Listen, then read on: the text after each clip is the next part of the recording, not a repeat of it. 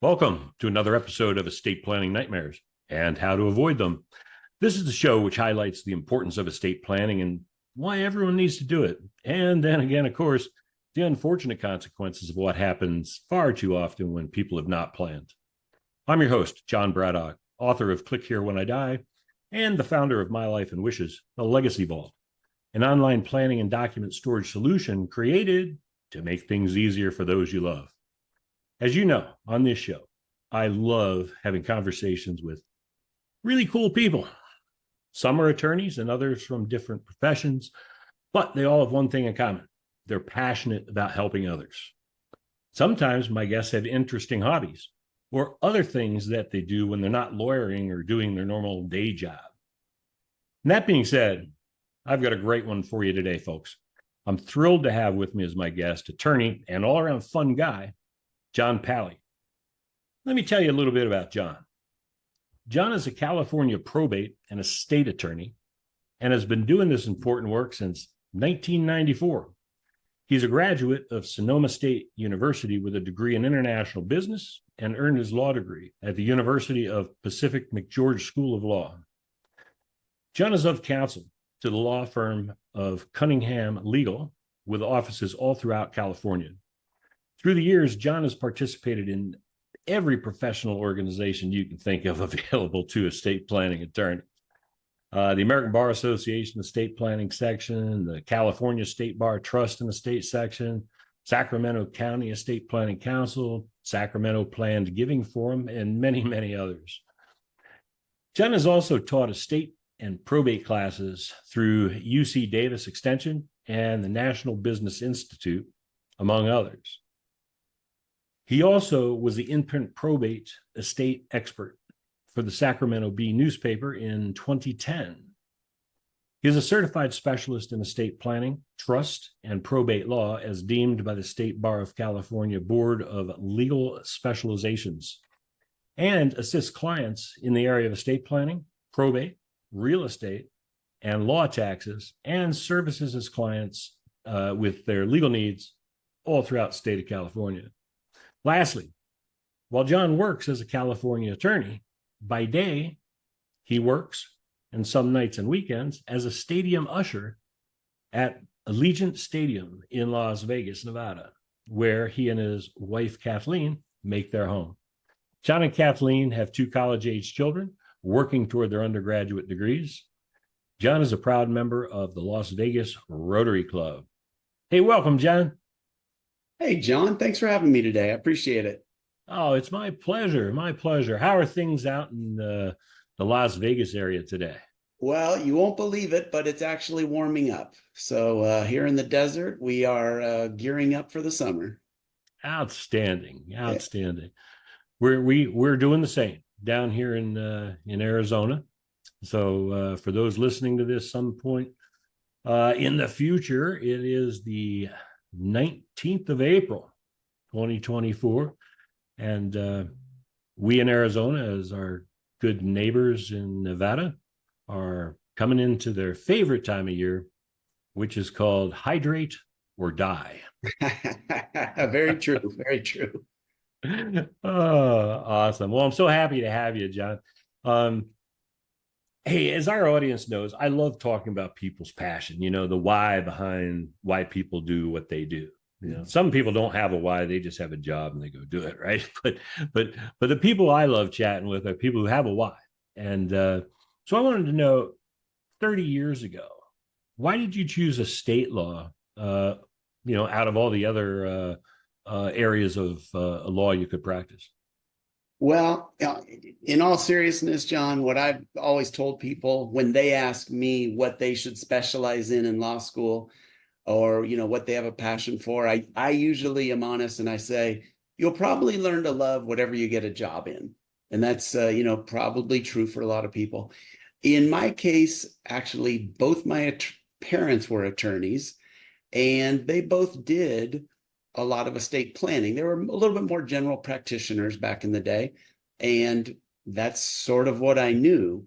And so after law school, I had the opportunity to open my own practice, and there you go. It's sort of what I knew, and I enjoyed it. and have always enjoyed the meeting people, the stories you hear, and then ultimately, like you said, just helping them get through the business at hand, and so they can get on with their lives. Yeah, I hear that. Kind of falling into family business, although on your own, right? Right? Uh, Exactly. my father was in the insurance business, and so I grew up hearing all kinds of boring insurance stories at the dinner table and those things, and I ended up in the insurance business. You know, totally different. I mean, he was a big property and casualty insurance guy, had a big firm, and I ended up on the employee benefit side of the world. So while he was happy I got into insurance, I think I was maybe a disgrace because he thought his area was a lot better, Right? right? Very good. Oh gosh. Well, hey, as you know, I call this show Estate Planning Nightmares, and the reason for that is that I'm passionate about educating people on the importance, obviously, of estate planning, and that bad things, can happen far too often if people don't make a plan. So I'm sure in the last 30 years, you've seen a lot of the good, the bad, and the ugly. Do you have any particular story or stories you'd like to share that might help shed some light on the importance of planning? John, as you can likely imagine, after several thousand estates, probably planned a few thousand and then wrapped up a few thousand after death. We could probably do a 5 hour podcast, and I'd have some more stories. But I want to touch on the issue have seen a lot over the years, and that is the people that fail to do the estate planning. And I'm gonna start with a quick story that actually reminds me very much of the work that you do with your book, Click Here When I Die, and also your website. And what it is the story of an incomplete estate plan, or partially complete. So I remember vividly about 5 years ago, I was sitting at home on a Saturday night. I was watching TV. I mean, I can vividly picture where I was. And I got a phone call from a friend. It popped up on my cell phone, and a friend and a client. And I picked it up, and it was actually his wife. And his wife explained that her husband had just had a heart attack. And her exact words were something to the effect of, I don't even know where the money is, or I don't know how to access the money, or something along those lines. And so we had done a living trust for this family, but they hadn't taken care of that practical side of making sure that both spouses, among others, know where stuff is and know how to access it. So for me, I immediately started working on my own basically list of what to do when I die. Anyway, so that was so when I met you and learned about the work you're doing, it hit home for me. But I'll circle it back a little further. So that was an incomplete estate plan, let's say. They did the legal documents, but just not the personal side. But the thing I want to talk about for just a moment is I've probably done over 2,000 California probate cases. So that's go to court and probate the estate.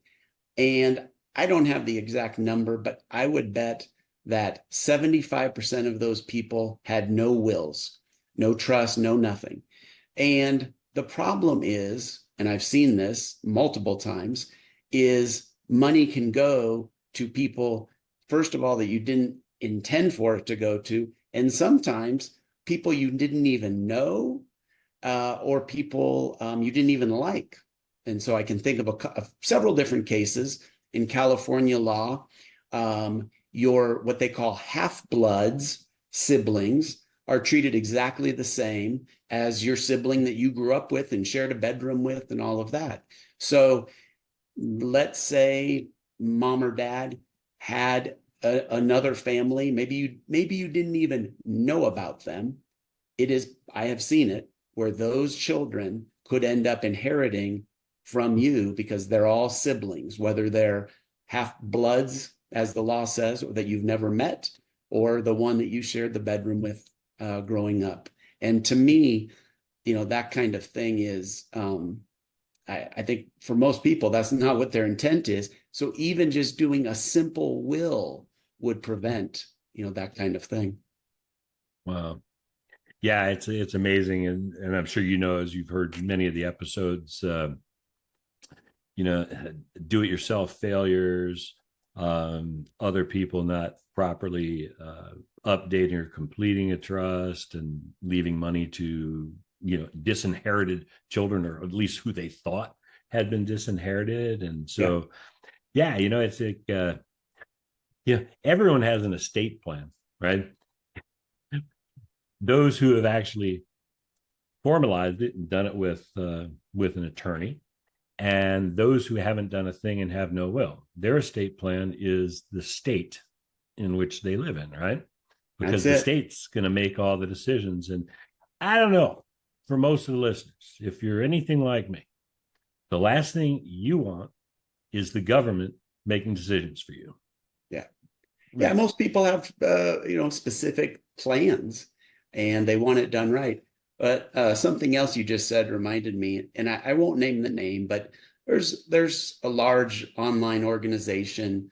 I think it's attorneys and paralegals and whatnot. And they do a lot of great work, but and they help people prepare wills and trusts.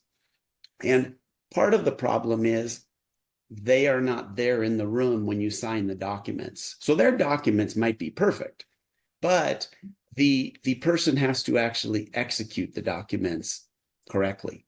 So typically in California, that would mean signing it with two witnesses present in the room. It's the fundamental law. And I've just seen the cases where the witnesses don't sign, or very common, they get the will notarized, which in California isn't valid. It's two witnesses. So again, let me just please take a quick sidebar there, because you just said something really interesting.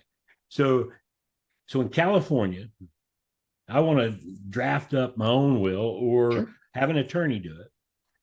To make it valid, it has to be signed by two witnesses. I can't take it to a notary who's commissioned to authorize documents, right? Wow. That's a common error. I've seen it a lot. Other documents in the estate plan, even the trust, the powers of attorney, all of those things, they're typically going to be notarized. But the will requires two witnesses unless it's what we call a holographic will, or the handwritten will. If it's in your own handwriting, you sign it, you date it, that's a valid will. But the ones that I'm speaking of are, again, prepared by, maybe it's a law firm or a paralegal, but they're not there to help get it executed. So that's the one instance. And then relatedly, which I know as you know, happens all the time, is they prepare a trust, but they just don't get their assets properly into the trust. So most common scenario, they fail to deed the house into the trust. During times when people are doing all the refinances on their house, they'll often deed the house out of the trust, do the refinance, fail to put the house back into the trust, and then they're looking at a probate court visit of some type after death. And, it's not an exciting and fun story, but it happens a lot. I've seen it many, many times. Yeah. So the takeaway there, as I do with my estate planning attorney, is every year we have an annual trust review where we go through the list of the assets, what's changed. He's, working on my behalf to make sure I haven't, acquired new assets and failed to name a trust. Or in your example, I know a pour over will go so far, but it's not the panacea that you might think, right? You hit it. A pour over will does exactly that. It pours over the assets into the trust that were omitted. However, at least in California, that pour over will end up in probate court to be executed to get the assets into the trust. There are exceptions to that, where if the dollar amount is below a certain threshold, approximately $185,000, there's another trust petition we can do. But in any event, you are hiring an attorney to get that stuff done. Yeah, absolutely. Wow. I mean, it's such an intricate, area of law, and there's so much to be considered in getting it done.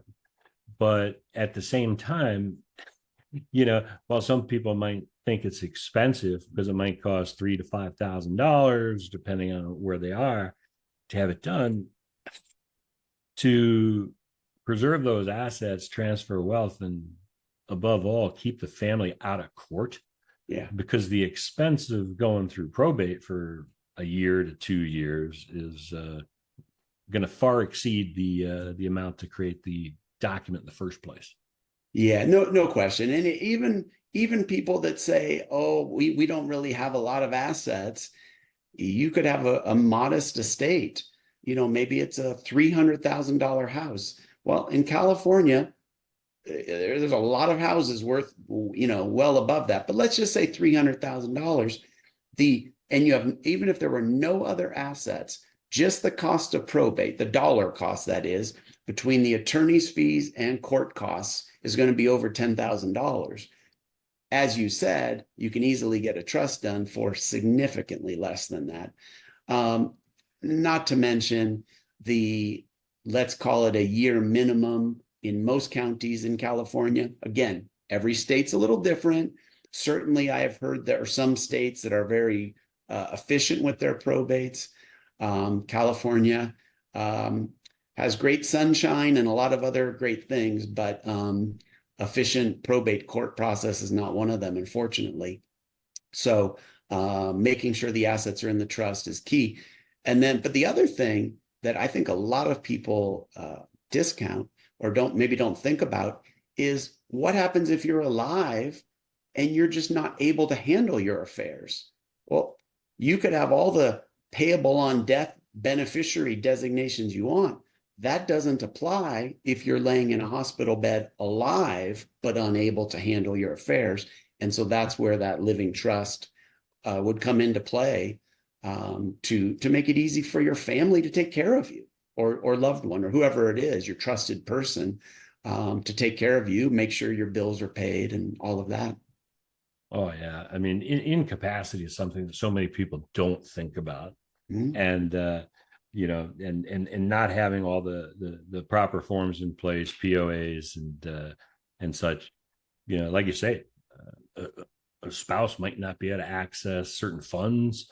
That might be in a retirement plan that the person has, right? I just had a call last week. One spouse has been moved into a care home, unable to handle their financial affairs. The other spouse needs to tap into the retirement account to get those funds, and they don't have the proper documents in place, and so they very likely, the well spouse, as I will call them, will likely end up in court in a conservatorship to get that court authority to access the funds. So it's a shame. I mean, it's really a shame. Wow. Yeah. And I'm going to go back to something you said earlier, about houses in California. Come on. Are there any houses in California for $300,000? You are correct. There's certainly not a lot. I laugh because they keep raising the threshold for what I call a mini probate. It's somewhere around $185,000. And I'm thinking, well, how many houses in California are worth less than that? There's not too many. Right. And they even have a procedure for less than again, it's changing, but it's around 55,000. So real property in California worth less than 55,000. I mean, other than timeshares or, a fractional piece of property, you're not getting too many. And even then, even for that, so it's the reduced, simplified procedure, it still goes to probate court. So again, even if you just have that timeshare in California, there could be a reason that you want to make sure that's in a living trust. Many reasons. Oh yeah, and I know so many people. You see it probably in Nevada too. Over here in Arizona. I mean, the mass exodus of people leaving California, and it's like these good folks. Two people I know, they're actually educators. School teacher was one, and the other fellow was a coach for the high school, and they sold their house, came out here to God's waiting room, and they bought this mega house, well into seven figures, because they sold, a 40-year-old house that had, 1,800 square feet for $2.5 million. Right? Yep. Crazy. Very true. Crazy Very stuff. true. And that's, something you just said is a good reminder too, is even if you're not diligent about going to your attorney every year, like you mentioned, I think that's great procedure to have. But even if you're not that diligent, if you move states, that's a really good time to make sure that you talk to an attorney, to make sure that your documents are in order. The one that I always focus on is the medical power of attorney, or living will, because if you're laying in a hospital bed in this new state, you want to make sure that they're familiar, that those hospital employees are familiar with the document, so that your treatment is handled the way you want it. I'm talking about things like, pulling plugs and that kind of thing, right? So just that document alone, really good idea to to visit that when you move.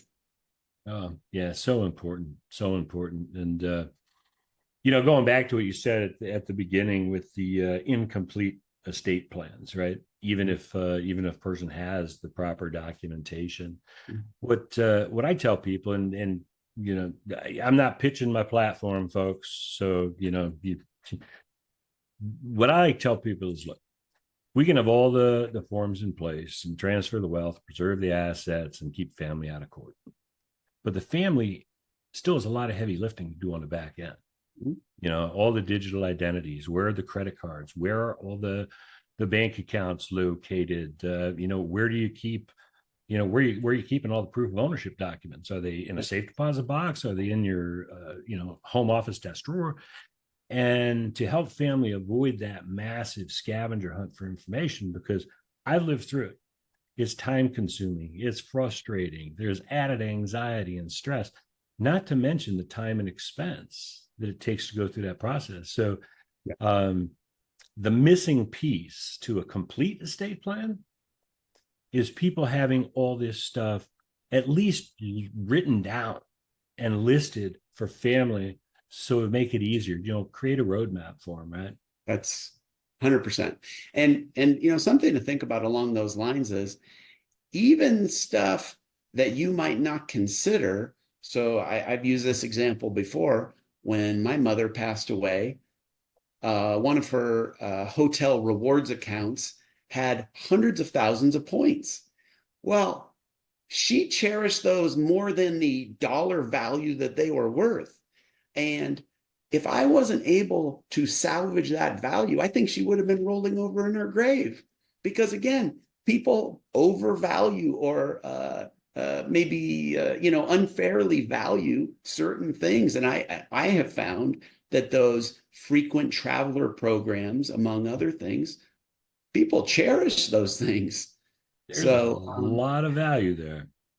How does your family access that if something happens to you? So just another one of those little tidbits. Oh, absolutely. That, your frequent flyer miles, because many times they can be transferred. That's right. And one tip on that is pretty much every program will say non-transferable. No harm in asking. Right. Yeah. The answer is always no. Yeah. Until you ask. That's right. Yeah. So yeah, definitely do that. And then I don't know if this is this is, I think, a funny case. I'll call it a nightmare just because I found it to be funny, but it goes along the lines of the small stuff. And I had a case many years back where the family had been a couple generations previous, had been a dairy operation, a commercial dairy. And they had an old barn with dairy bottles. Well, one of the family members probably went onto eBay and saw one bottle for sale for, let's say, $100. And that family member did the math and said, well, there's 1,000 bottles, so 1,000 times 100. Now, obviously, the market for dairy bottles from a certain small dairy is only going to be so deep, right? There's only so many buyers looking to pay $100 for a bottle. But the point of my story is we ended up multiple days, both sides of the family had their own attorney, and we were each paid our hourly rates to essentially monitor the division of these milk bottles, crates and crates of them. And my client was nice enough to give me one, and I have kept that on my bookshelf for years and use that as an example of a story to tell my clients, because no one wants to be paying attorneys hundreds of dollars an hour to divide up personal property, which almost certainly is not worth that money. And again, it's getting your estate plan put in place properly. If you have a big milk bottle collection and you want it to be distributed to a certain person, put it in the document. No problem. And that would have avoided this. Well, yeah, we just titled that case "When People Cry Over Spilt Milk," right? You know what? I might have to steal that. That's good. It's all yours, brother. I like it's all it. yours. I like it. But it is interesting. You know, I can imagine, and I know families fight. I mean, we had family members fighting over a pair of binoculars, you know, and I know things of sentimental value. Some things like milk bottles have, you know, real financial value, right? But I can't imagine, you know, you on one side, the other attorney on the other. We got 1,000 milk bottles, and it's like, all right, well, this one's in pretty good shape, so you get one good one, and this one's a better. And you get one of these, and just dividing them up. You literally hit it. Okay, well, these are the quart bottles. Okay, you take one case of the quart bottles, we take one case, and literally, it was sort of funny. Oh boy. Yeah. Wow, I love it. You know, all right, so moving on. And I love talking about death because I always tell people, lighten up. It's only death, right? That's it. It's not like it's not going to happen to me or you or any of us, right? It very likely. I think it was in your book. You even it was a line I think I'm going to probably steal, and it was something about this book is for the one out of one of you that will die eventually, or something like that. Yeah, you know, before I wrote the book, I did a lot of research. You know, with people have been on this planet for about 300,000 years, and I think I'm close on my statistics, but I think one out of one. I'd say you're pretty close. Is a number. You know, I might be off a little bit, but you know. So, but let's have some fun for a minute. So, you know, because we all do stuff outside of work, right? There you are, John. All right. Sorry, I don't know if that was on my end or your end, but I apologize if it was my end.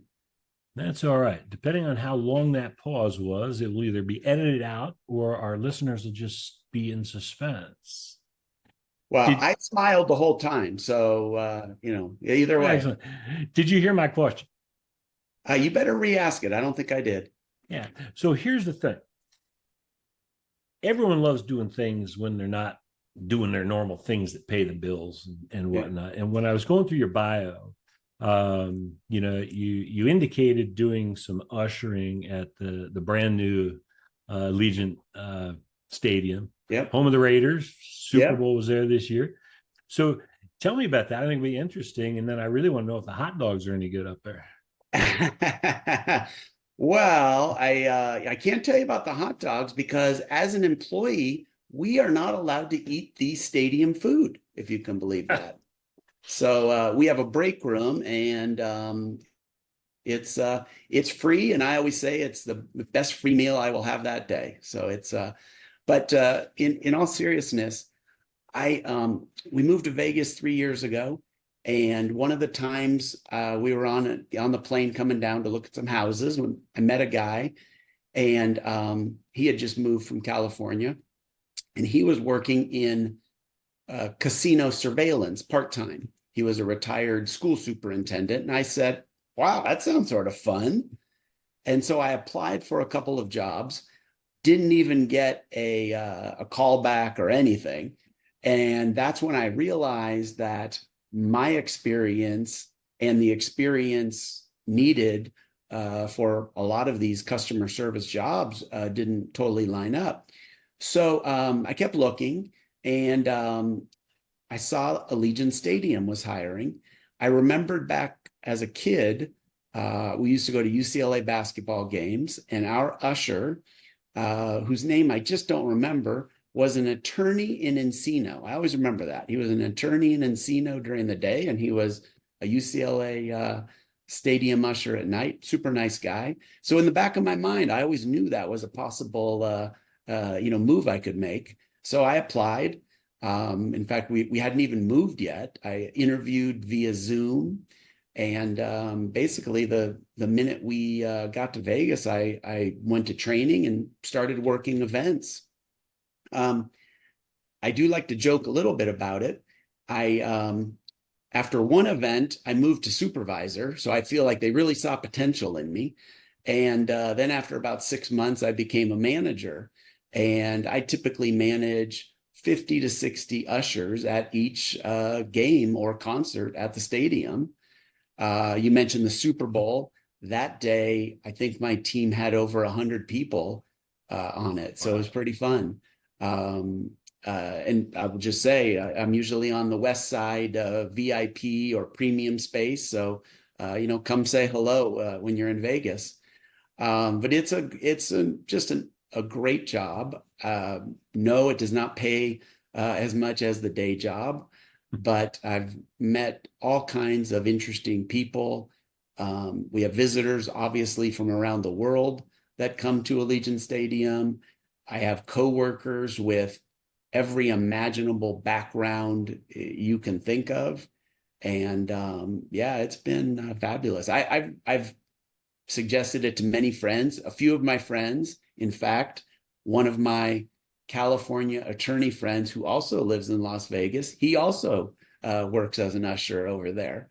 So I'm not the only one. And it's great. That's really cool and interesting from a standpoint of so when you're a stadium usher and you're working, I mean, you're around people for the most part. If the team is winning, they're having fun. This is a fun time, right? Or a concert or those kind of things, regardless of what's happening. And it's got to be night and different than dealing with a family at throes going through probate and everything else. I mean, it's just a total polar opposite experience. Yeah. You hit it, John. It's the people that arrive at our doors to come in, into the stadium are with 99% certainty happy and excited and all of that. Yeah, I mean, sure, you probably had a couple of, maybe dads that were dragged to Taylor Swift that didn't want to be there. Even them, they probably enjoyed it because she put on a heck of a show. But in all seriousness, pretty much everyone comes in smiling. I often will joke with fans, particularly when they're of the opposing team, and I will say something like, keep smiling now, but I'm okay if you leave with a little frown after the game. And most all fans, pretty much they always, get a kick out of it and laugh with you. And most fans just there to have a good time. As you can imagine, we get, occasionally we are in Vegas, and occasionally we do have some fans that drink a little bit too much. Similar to your one of one, that is the one out of one of us will die. I would say pretty much one out of one of the people that get ejected have had too much to drink. I would say it's very close to that. Or some other intoxicating substance. And I'll joke, but it was maybe my, third or fourth Raider game. And it was the first time I had any ejections from my area. And there were two of them. And the first one was a young couple, early 20s, and it was first half. And I don't even remember what the young man had done to have to be walked out. And I just vividly remember his girlfriend, she was 20 or 21 or whatever. And she says, she just had this horrid look on her face and said, I can't believe we spent over $1,000 a ticket, and you got us kicked out of my first Raider game. And I thought, boy, he's going to be in the doghouse for a minute. Oh, yeah. Oh, yeah. And then that same game, at halftime, a season ticket holder was not doing what he was supposed to be doing. And I kindly asked him to stop. And before you know it, he's taking swipes at my headset on my head and telling me I'm nothing and going on with some swear words in there as well. And he just wouldn't stop. And, I just smiled. And as I saw security coming down to, take him out. But I always joke, and maybe even serious, is you don't know who your usher is. We all wear the same uniforms. We all look the same. And, I say with a guy like that, if I had my lawyer uniform on, he would have treated me significantly different than when I had my usher uniform on. And it's just something to keep in mind as we go through our days. You don't know. And I think we both you would agree, we all deserve to be treated with respect and all of that. Yeah, absolutely. You never know what a person's story is. You never know why they do what they do. I think a lot of people assume that, the senior citizen who's passing out carts at Walmart needs that money. That guy could be a multimillionaire. He's passing out carts because he doesn't want to sit at home and wait to die. And I'll tell you one other just quick, because I had a couple different legal stories that came up with this one, just what you said. A woman, we were in the break room, and she says, I heard you're an attorney. I had a question. And I said, well, I'm only a California attorney, so I can't advise about, any Nevada issues.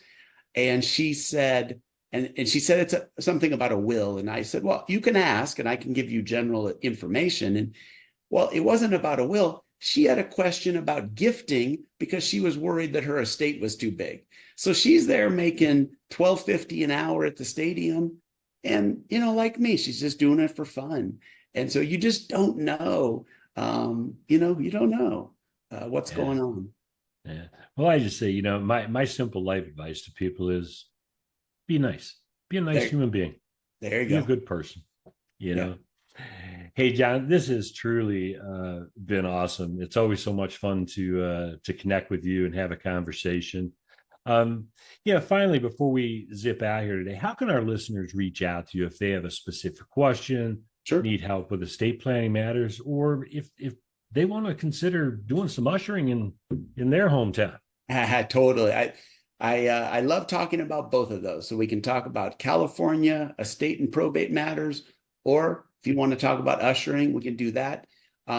Easiest place is my website is californiaprobate.info. So it's .info, californiaprobate.info.